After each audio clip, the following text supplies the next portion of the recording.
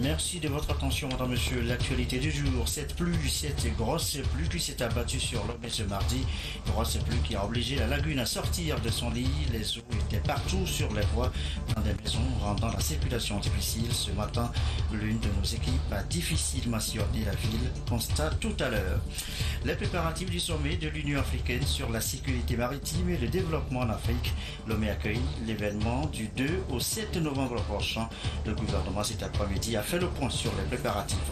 Enfin, il démissionne, éclaboussé par les affaires de pots de vin à la FIFA dans l'attribution des Coupes du Monde. Joseph Blatter quitte la FIFA. Je ne ressens pas le soutien de la planète football dans sa totalité. Déclaration ce mardi du désormais ex-super puissant président de la FIFA. Voilà, madame, monsieur, le sommaire, bienvenue. Voici le journal. Bonsoir à tous. Rendez-vous tout d'abord. Rendez-vous qui attend le Togo du 2 au 7 novembre prochain. Et bien, notre pays accueille un sommet de l'Union africaine, sommet sur la sécurité maritime et le développement en Afrique. Où en est-on dans les préparatifs? Le gouvernement a fait le point cet après-midi à la présidence de la République. Le point, Aimé Abalo. Deux grands axes meubleront cette rencontre de Lomé prévue du 2 au 7 novembre prochain. D'abord, le panel consacré à la coopération régionale et internationale pour la sécurité maritime. À l'affiche, les questions de piraterie maritime, la pêche illicite et les trafics illégaux de tout genre. Deuxième tribune, la sécurité maritime et le développement. Y seront débattus les sujets relatifs à l'économie maritime, avec la mer comme facteur de développement, et surtout l'épineuse question de la préservation de l'environnement marin. Le comité d'organisation est à pied d'œuvre avec la collaboration d'experts chinois, européens et américains pour que le Togo soit à la hauteur des attentes. Les enjeux de la conférence de Lomé sont essentiellement des enjeux scientifiques pour la simple raison que nous voulons ici à la fin du sommet de Lomé aboutir à la signature ou à l'adoption d'une charte.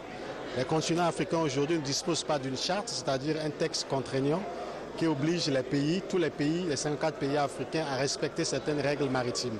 Donc nous voulons à la sortie de la conférence de Lomé qu'une charte soit adoptée et que cette charte-là soit ratifiée par les États africains afin d'assurer la sécurité maritime sur tout le continent africain. Plusieurs réunions techniques ont déjà eu lieu à Addis Abeba, aux Seychelles et au Zimbabwe. Aujourd'hui, nous sommes prêts sur le plan technique, en ce sens que le texte de la charte est à l'étude auprès de l'Union africaine et distribué déjà dans certains pays. Nous pensons que d'ici le mois de septembre, nous aurons de plus en plus de retours de ces pays pour voir quels sont les pays exactement qui vont soutenir la charte de Lomé sur la sécurité maritime ou pas. Donc nous sommes patients, mais d'ici septembre, nous serons beaucoup plus précisés. S'il s'agit des questions matérielles et d'hébergement, évidemment, vous savez que l'hôtel de février est en rénovation. Nous avions des hôtels déjà sur la place de Lomé et dans les environs de Lomé. Et nous serons capables de loger au moins 2500 à 3000 visiteurs à Lomé pendant cette période. Cette conférence regroupera à Lomé les pays africains, les institutions internationales et l'ensemble des partenaires, avec pour but de mettre la coopération internationale au service de la promotion d'une économie bleue plus prospère et surtout sécurisée au profit de tous. De 2005 à ce jour, le golfe de Guinée a connu 205 attaques de pirates, dont 8 repoussées au large des côtes togolaises. C'est justement pourquoi l'expertise togolaise sera vivement sollicitée au cours de ce sommet. Le Togo étant une porte d'entrée sûre vers l'Afrique de l'Ouest, avec une croissance en plein essor et disposant du plus grand port en eau profonde de la sous-région. Au nom du chef de l'État, le Premier ministre Artem Seleagodji Ahoume-Zounou s'est dit honoré du choix de Lomé pour abriter cette importante rencontre. Il a rassuré les différents partenaires et la communauté internationale quant aux dispositions prises par le Togo pour que ce rendez-vous soit une réussite, le point de départ d'une nouvelle stratégie de coopération sous-régionale qui fera des émules au bénéfice des 38 États qui se partagent une façade maritime. En accueillant ce sommet de l'UA sur la sécurité maritime et le développement en Afrique, le Togo confirme son ambition de devenir un hub international pour toute l'Afrique. Et si le lobbying pour la charte de Lomé paye et qu'elle est adoptée, d'abord elle sera introduite au Conseil de sécurité pour faire l'objet d'une résolution et l'histoire retiendra de façon indélébile que c'est de la capitale togolaise que cette charte tire son origine. Et je vous signale que nous avons eu des problèmes techniques avec certains discours de ce sujet. Nous reviendrons sur ces éléments dans de prochaines éditions. On en vient maintenant, nous l'annoncions aussi en titre tout à l'heure, à cette pluie, cette grosse pluie qui s'est abattue ce mardi sur Lomé. Des images impressionnantes, vous allez le voir. Badago, la voie complètement inondée, donnant l'eau, donnant lieu à une partie de pêche des enfants insouciants, arbres déracinés ailleurs, lagune sortie de son lit, bassin de rétention d'eau débordé, submergé par l'eau de pluie. Lomé a été violemment arrosé ce mardi. Chose vue, le constat reportage signé Désiré Dabouvi avec Esther Laclé.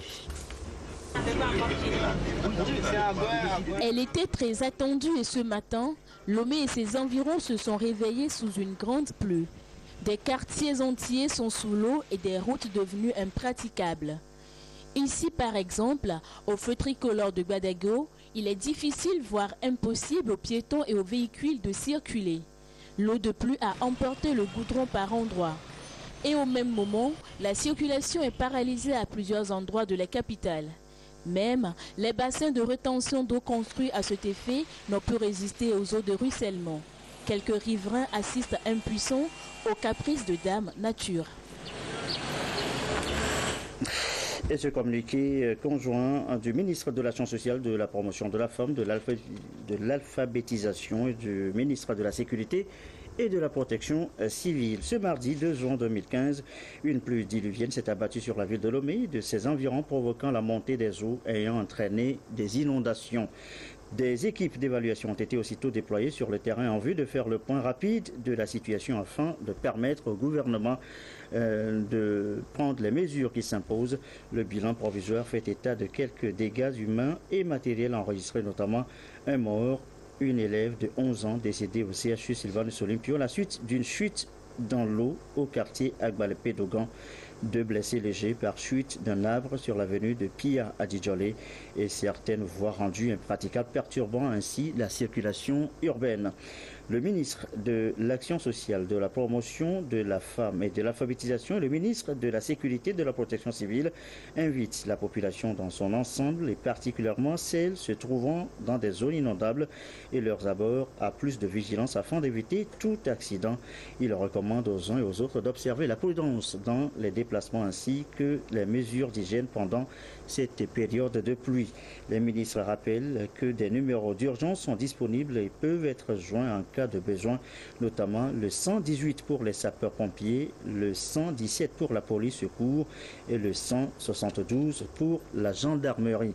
Ils saisissent cette occasion pour présenter leurs condoléances les plus attristées à la famille éplorée et souhaitent prompt rétablissement aux blessés. L'actualité, c'est aussi ces modifications opérées par l'INAM, l'Institut national de l'assurance maladie. Ça va des listes des actes et produits de santé aux règles de délivrance des soins. Nouvelle modification entrée en vigueur depuis hier, 1er juin. Les précisions avec Antoinette Romovovor. Désormais, plus un médicament a un service médical élevé, mieux il est remboursé par l'INAM. À partir de ce 1er juin, les nomenclatures des actes et produits de santé actualisés entrent en vigueur. Par cette opération qui se fait périodiquement, l'INAM entend améliorer la prise en charge des patients et préserver l'équilibre financier des bénéficiaires. La nouvelle donne définit un principe de service médical simple, valable aussi bien pour les prestataires que pour les bénéficiaires. Nous avons catégorisé notre liste des médicaments en 3 catégories en fonction du service médical rendu. On entend par service médical rendu, c'est un médicament, une approche, un principe qui est basé sur 3 critères essentiellement.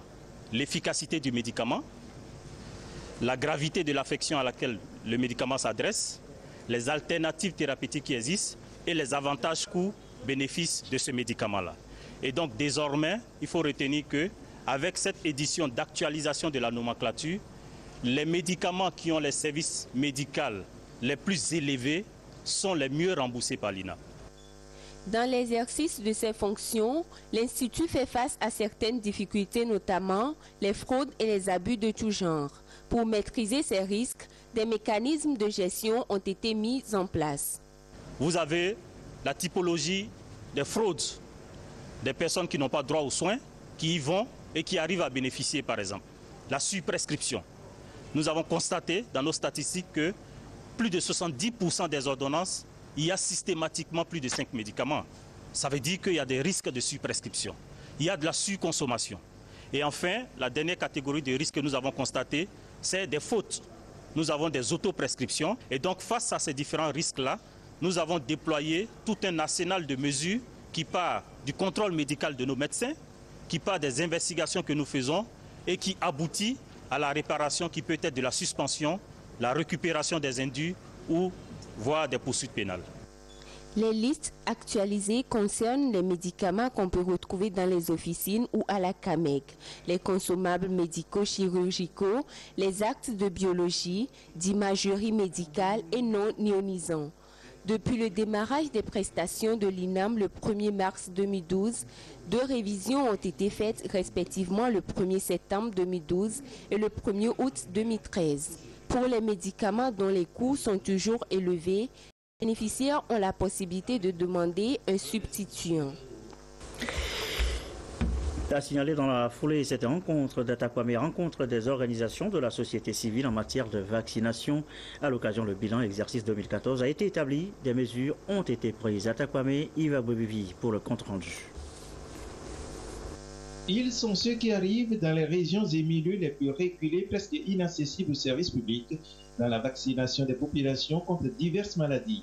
Les organisations de la société civile OSC réunies dans la plateforme nationale des OSC de soutien à la vaccination et à l'immunisation au Togo se sont retrouvées à Atakwame, une rencontre dans le cadre de la session de travail des membres pour réfléchir à leurs activités, ce qui a été fait et ce qui mérite correction. La session de travail, c'est beaucoup plus une réunion technique qui va permettre de discuter ou bien d'échanger autour des questions sur le terrain. Spécifiquement pour l'occasion, nous allons essayer d'échanger sur les différents résultats que nous avons eus au cours de 2014, relever les différentes difficultés qu'il y a eu et ensemble réfléchir sur les voies et moyens pour essayer de trouver des solutions à ces difficultés et renforcer nos actions sur le terrain. L'organisation effectivement était là sans fondement légal. On a travaillé et on s'est toujours rencontré entre structures actives sur les questions de vaccination, de renforcement des capacités, de santé de la mère et de l'enfant. Mais il n'y avait pas de fondement légal. Donc aujourd'hui, ça va être chose faite afin que nous puissions enclencher les démarches auprès de notre ministère de tutelle pour une reconnaissance officielle de cette plateforme. À l'issue des 4 jours de la rencontre, les membres auront à élire leur bureau directeur. La recherche scientifique et l'innovation, autre sujet évoqué ce soir, et c'est à la faveur d'une rencontre ouverte à Lomé depuis ce matin, rencontre régionale. Elle réunit des éditorialistes, des directeurs de recherche, des universités, des pays membres du CAMES. De quoi parle-t-on précisément? Eh bien, voici les explications avec Victorine Aïssa et Prudence Zissou. Des travaux de recherche et des résultats scientifiques sont enregistrés chaque année dans les universités du Togo et celles des autres pays membres du CAMES, Conseil africain et malgache pour l'enseignement supérieur. Mais le problème majeur reste celui de la reconnaissance de ces efforts. Il urge donc d'entreprendre des actions et d'élaborer des stratégies concertées pour une visibilité des résultats scientifiques dans ces pays. C'est ce qui justifie la tenue de ces assises régionales à Lomé entre professeurs d'université, responsables éditoriaux et directeurs de recherche. En toile de fond, des questions liées à la gouvernance de revues scientifiques, les exigences des règles d'éthique et de déontologie, ainsi que le cycle du travail éditorial. C'est pour aboutir précisément au fait que nos revues soient reconnues, plus de reconnaissance. Si nos revues, nos publications sont reconnues, c'est ça qui valorise l'Afrique. C'est ça qui permet à l'Afrique de verser ses résultats de recherche dans le débat universel qui est là, qui est un débat compétitif qui ne permet pas aux faibles de pouvoir percer. Donc tout ce que nous faisons ici, c'est pour que nous-mêmes, éditeurs scientifiques, nous puissions prendre conscience du fait que nous devons imposer la recherche africaine, non pas par la force, mais par la qualité de ce que nous sommes en train de faire, par la respectabilité de ce que nous sommes en train de faire. 7 pays membres du CAMES sur les 19 sont représentés à cette rencontre de Lomé. Il s'agit notamment du Bénin, du Burkina Faso, du Congo-Brazzaville, du Niger, de la Côte d'Ivoire, de la Centrafrique et du Togo. La finalité est d'aboutir à des plans d'action qui permettront de relever les défis de la qualité des recherches scientifiques. Une démarche soutenue par le CAMES, chargé d'évaluer les enseignants et les chercheurs. Si les articles que nous évaluons sont des articles à bas niveau, qui sont des articles qui paraissent dans des revues non fiables, nous on disposera donc des promus qui ne seront pas en fait capables plus tard sur le terrain de remplir leur mission. C'est vraiment à ce titre-là que je me réjouis de cette réunion, de cet atelier, qui va, je l'espère, aboutir à un certain nombre de recommandations qui constitueront, au-delà de cette rencontre, des guides pour le CAMES. Au-delà de la visibilité qu'elle offrira aux universités du Togo, la rencontre de Lomé va favoriser également le processus d'intégration et l'émergence du pays. Je puis vous assurer de l'accompagnement sans réserve du gouvernement de la République togolaise qui, dans sa politique volontariste, entend continuer de jouer pleinement sa partition.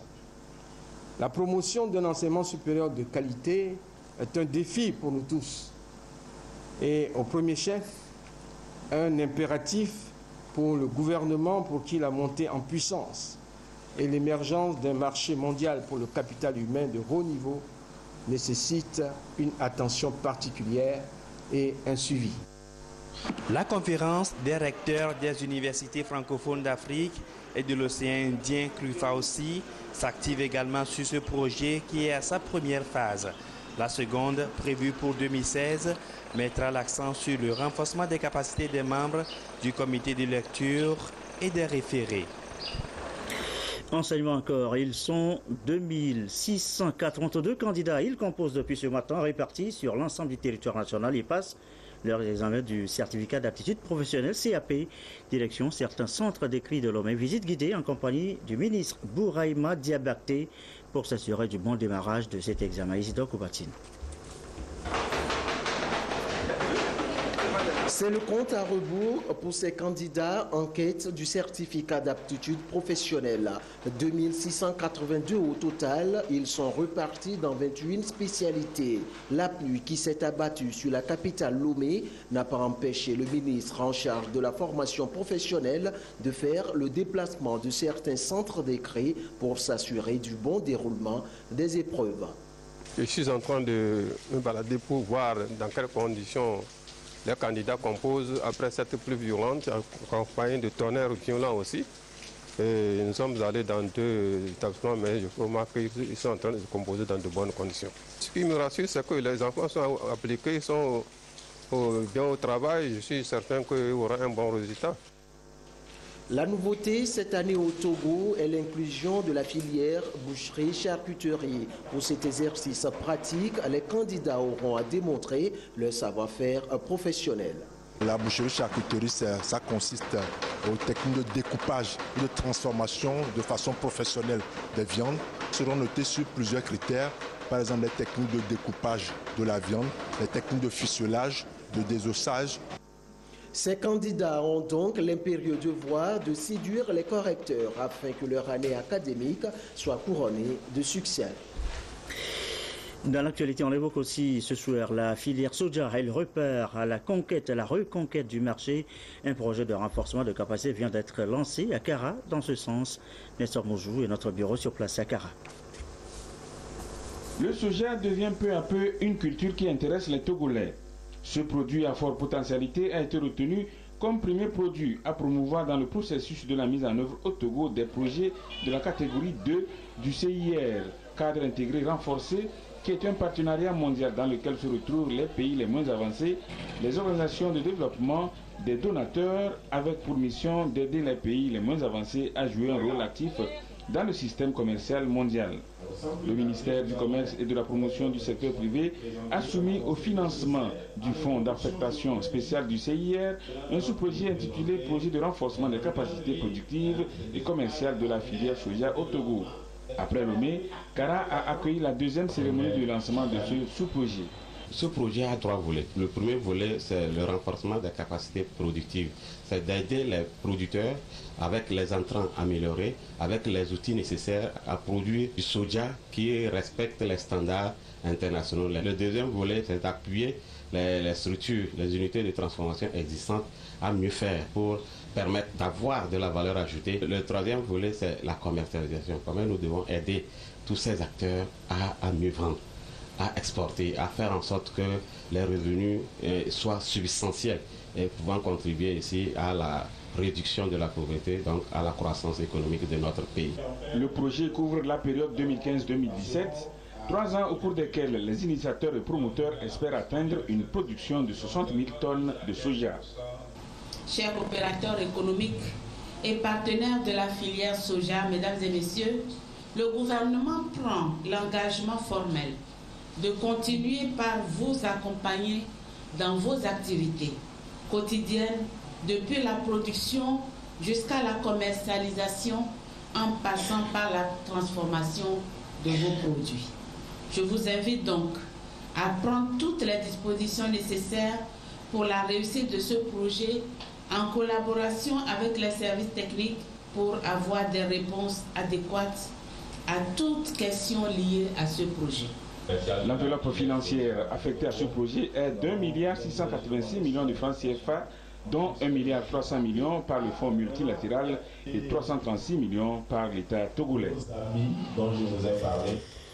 Autre filière, celle du coton. Que retenir de la campagne 2014-2015? Quel bilan l'actif des producteurs et de la filière tout entière? Eh bien, la réunion de Cara sur la question vient de s'achever. Cara, où nous retrouvons notre équipe sur place. La production du coton lors de la campagne écoulée est de 113 000 tonnes.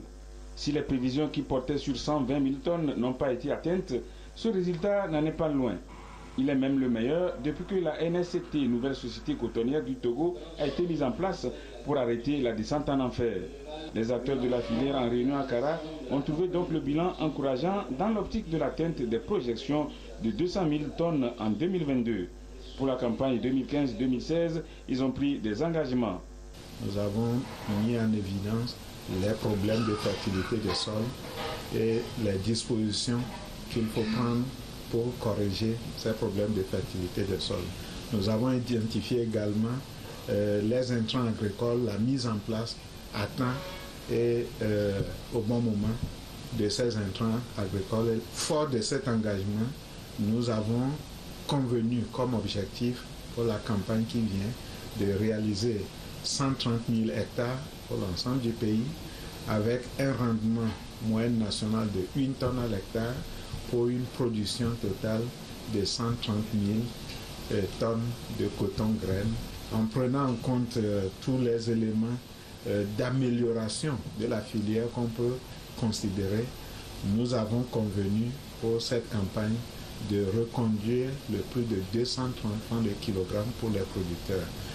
Du côté des responsables de la FNGPC, Fédération nationale des groupements de producteurs de coton, ils promettent poursuivre la sensibilisation à la base pour plus d'applications. Nous nous sommes engagés à corriger là où nous nous sommes mal comportés, surtout nous les producteurs, en ne respectant pas l'itinéraire technique, en n'apportant pas les engrais totalement coton sous le cotonnier pour avoir un bon rendement. Et tous ces mauvais comportements ont tiré le rendement moyen au niveau national un peu plus bas. Nous avons pris note et nous nous sommes engagés à mener d'amples sensibilisations à la base pour que nos collègues puissent revenir à de bonnes pratiques agricoles pour que nous puissions maximiser le rendement. La recherche sur le coton a aussi occupé une place de choix dans les échanges. Il faudrait que les cotonniers soient formés en termes de connaissance des ravageurs et de connaissance de quel insecticide il faut utiliser pour telle période et tel ravageur. Donc c'est une technologie qui sera testée en collaboration avec les producteurs. L'aspect génétique, donc nous allons continuer le processus de criblage des meilleures variétés possibles pour que la filière cotonnière togolaise dispose d'une façon continue et en cas de besoin les variétés les plus intéressantes au plan agronomique et technologique. Pour les semis, les dates recommandées sont du 1er au 30 juin dans le nord, du 10 juin au 10 juillet dans le centre et du 20 juin au 20 juillet dans le sud. Dans le reste de l'actualité, la plateforme citoyenne Justice Vérité aux côtés du HCROM, l'organisation a mobilisé ce matin la société civile. C'est sur les recommandations de la CVJR. Quel accompagnement pour le HCROM? C'était le sujet à l'ordre du jour. Sonia Medipo, Christine Pétikialouné. Depuis 2008, le gouvernement s'est engagé dans une nouvelle politique de réconciliation à travers les consultations nationales. Le processus a abouti à la mise en place de la Commission Vérité, Justice et Réconciliation, puis du Haut Commissariat à la Réconciliation et au renforcement de l'unité nationale HCRON. Les organisations de la société civile ont été fortement impliquées à tous les niveaux. Pour un meilleur accompagnement du HCRON, les organisations de la société civile se forment sur la mission et le mandat de cette institution. C'est avec toutes les forces vives de la nation, notamment les organisations de société civile, que le HCRON pourrait arriver à accomplir cette mission. L'accompagnement, c'est d'abord un état de veille. Veiller à ce que les recommandations soient réellement transcrites dans la réalité. Cette initiative de la plateforme Justice et Vérité exprime encore une fois, selon le ministre en charge des droits de l'homme, l'engagement de la société civile en faveur de la justice transitionnelle et de la réconciliation. Beaucoup de Togolais comprennent de mieux en mieux les enjeux et comprennent que c'est dans le dialogue, c'est dans l'accompagnement que nous pouvons réussir à mettre en œuvre de façon effective et intégrale les recommandations de la CVJR. C'est une joie pour nous de constater que la société civile se mobilise pour accompagner le gouvernement. De leur côté, les représentants de l'Union européenne et du PNUD ont réaffirmé leur soutien au gouvernement pour un aboutissement heureux du processus de réconciliation nationale. Ils sont des présumés malfrats, arnaqueurs de profession. Ils opèrent via un vaste réseau informatique. Vous faites peut-être partie de leurs victimes. Ils viennent eux aussi de passer la trappe, arrêtés par la gendarmerie nationale et présentés à la presse. Le récit des faits, Jean Djoumali et Eric Dianipo avec Ramzan Bassino. Ordinateurs, téléphones portables, motos et voitures, c'est l'arsenal découvert chez ces présumés escrocs suite à une perquisition organisée par le service de recherche et d'investigation SRI de la gendarmerie nationale. Les enquêtes ont permis d'interpeller ces individus constitués en réseau. Ils ont pour cible les personnes naïves à qui ils proposent des postes de responsabilité dans les grandes sociétés de la place ou la possibilité de prospérer à partir de la commercialisation des graines de moringa, de la sève d'aloès vera, des œufs de perroquet et autres. Par ces manœuvres, les arnaqueurs parviennent à extorquer d'importantes sommes à leurs victimes. Pour l'heure, une partie du réseau démantelé est dans les mailles de la gendarmerie et répondra de ses actes conformément aux lois en vigueur. La direction de la gendarmerie nationale invite toute la population à plus de vigilance. À l'étranger, un groupe de l'ONU juge arbitraire la détention de Karim Ouad. Les Nations Unies réclament donc sa libération immédiate. Il avait été condamné, condamné à 6 ans de prison dans une affaire d'enrichissement illicite. Sport FIFA scandale, la réélection ne l'aura pas sauvé. Joseph Blatter démissionne enfin, débarqué par les affaires de Pot-de-Vent dans le processus d'attribution des Coupes du Monde. Le super puissant président de la FIFA a annoncé sa démission cet après-midi. Conférence de presse organisée à la hâte. Le ton grave, Sepp Blatter annonce sa démission. Bien que les membres de la FIFA m'aient conféré ce nouveau mandat, ce mandat n'a pas le soutien de l'intégralité du monde du football, et j'entends par là des supporters, des joueurs, des clubs. C'est pourquoi je remettrai mon mandat à disposition lors d'un congrès électif extraordinaire. Réélu vendredi dernier pour 4 ans, son mandat n'aura finalement duré que 4 jours. Depuis une semaine, la pression est de plus en plus forte sur Sepp Blatter. Tout commence par l'arrestation et l'inculpation de 14 responsables et partenaires de la FIFA pour corruption, blanchiment et racket. Le lendemain, Michel Platini l'exhorte à démissionner. Je suis dépité, je suis écœuré et j'en ai marre. Enough is enough. Donc c'est trop c'est trop. Sepp Blatter se sentait-il menacé à son tour par l'enquête qui arrive presque jusqu'à lui. Aujourd'hui, c'est son bras droit, le Français Jérôme Valcke, qui est accusé d'avoir effectué un virement de 10 millions de dollars dans le cadre de la Coupe du Monde 2010 en Afrique du Sud. Ce qui compte le plus pour moi, c'est l'institution FIFA et le football mondial. Je vous remercie de votre attention. Vendredi, Sepp Blatter avait déclaré vouloir remettre le navire FIFA à flot. Ce soir, le capitaine a choisi de partir. Voilà, c'est la fin de cette édition, mais on va se quitter sur l'image du jour. C'est rue de Lomé inondée, c'est rue envahie par les eaux. Une grosse pluie s'est en effet abattue sur la capitale Lomé ce matin, rendant la circulation difficile. On déplore un mort et 2 blessés. Vous voyez là des images complètement impressionnantes enregistrées donc ce matin dans la rue de Lomé.